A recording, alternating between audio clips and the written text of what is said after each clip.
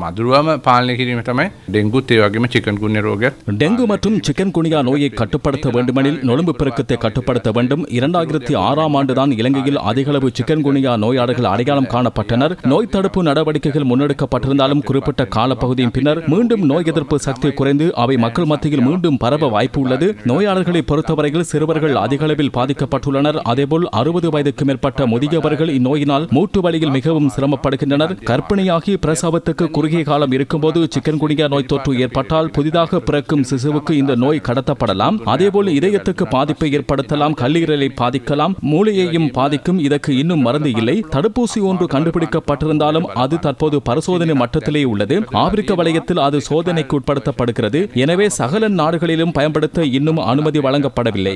නමුත් ඒක ප්‍රචලිත වෙලා නැහැ හැම රටකම පාවිච්චි කරන්න. මේ රෝග දෙකම බෝ කර இந்த இரண்டு நோய்களையும் ஒரே இனத்தை சேர்ந்த நுளம்பை உருவாக்குகிறது. இந்த இரு நோய்களுக்கும் நோய் அறிகுறி ஆரம்பத்தில் ஒரே மாதிரியாகவே இருக்கும். உடல் வலி, மூட்டு வலி உள்ளிட்ட நோய் அறிகுறிகளை ஆரம்பத்தில் இருக்கும். இந்த இரு நோய்களுக்கு இடையில் சில வித்தியாசங்களும் உள்ளன. டெங்கு நோயாளர்களுக்கு ஒரு வாரத்துக்குள் பாரதூரமான நிலைமைகள் உருவாகும். சிக்கன்குனியா நோய் தொற்றுக்குள்ளானவர்களுக்கு ஆரம்ப காலத்தில் பாரதூரமான நிலைமைகள் உருவாகாது. ஆனால் பிற்காலத்தில் சில நோயாளர்களுக்கு மூட்டு வீக்கம் மற்றும் மூட்டு வலி, அதனோடு ஆர்த்தரைட்டிஸ் போன்ற நிலைமைகள் ஏற்படும். சிக்கன்குனியா தொற்றுக்குள்ளானவர்களுக்கு பிரதானமாக வலிக்கு சிகிச்சை எடுப்பது மாத்திரமே இடம்பெறும். ஆனால் இந்த இரு நோய் தொற்றுக்குள்ளானவர்களுக்கும் காய்ச்சல் மற்றும் வலிக்கு NS8 என்ற பிரிவை சேர்ந்த மருந்துகளை நாம் பரிந்துரைக்க மாட்டோம். பாராசிட்டமால் உள்ளிட்ட சில மருந்துகளை நாம் பரிந்துரைப்போம். அதனை பயன்படுத்துவதனூடாக சில சந்தர்ப்பங்களில் காய்ச்சலும் உடல் வலியும் முழுமையாக குணமடைவதும் இல்லை. சிக்கன்குனியா நோயினால் பிற்காலத்தில் ஆர்த்தரைட்டிஸ் நோய் நிலைமை ஏற்படலாம். எல்லோருக்கும் ஏற்படாது, சிலருக்கு மாத்திரம் ஏற்படும். அதுக்கு சில மாதங்கள் சிகிச்சை பெற வேண்டிய நிலைமையும் உருவாகலாம். இந்த இரு நோய் நிலைமைகளிலும் பிரதானமாக ஆரம்பத்திலேயே வைத்திய ஆலோசனைகளை பெற்று அதனை கடைபிடித்து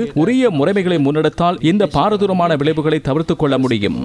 නිසි වත් පිළිවෙත් අනුගමනය කරොත් මේ වයින් නැතිවන සංකූලතාවයන් වළක්ව ගන්නට පුළුවන්. වර්තමාන ඩෙන්ගු තත්ත්වය මේ අවුරුදු 23,300க்கும் அதிகமான டெங்கு நோயாளர்கள் இவ்வருடத்தில் பதிவாகியுள்ளனர். இதில் 145 வீதமானோர் மேல் மாகாணத்தைச் சேர்ந்தவர்கள். கொழும்பு மற்றும் கம்பகா மாவட்டங்களிலேயே அதிக அளவில் பதிவாகியிருக்கிறார்கள். இதற்கு மேலதிகமாக ரத்தனபுரி, கண்டி, காலி, மட்டக்களப்பு, குருநாகல், கேகாலை ஆகிய மாவட்டங்களில் டெங்கு நோயாளர்கள் அடையாளம் காணப்பட்டுள்ளனர். கடந்த வாரத்தில் மாத்திரம் 1468 நோயாளர்கள் அடையாளம் காணப்பட்டுள்ளனர். சிக்கன்குன்யா நோயின் போது வைத்திய சாலையில் அனுமதிக்கப்படுகின்றவர்களின் எண்ணிக்கை மிக குறைவு.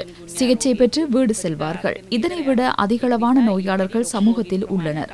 இந்த இரு நோய்களும் மேல் மாகாணத்திலேயே பதிவாகின்றன.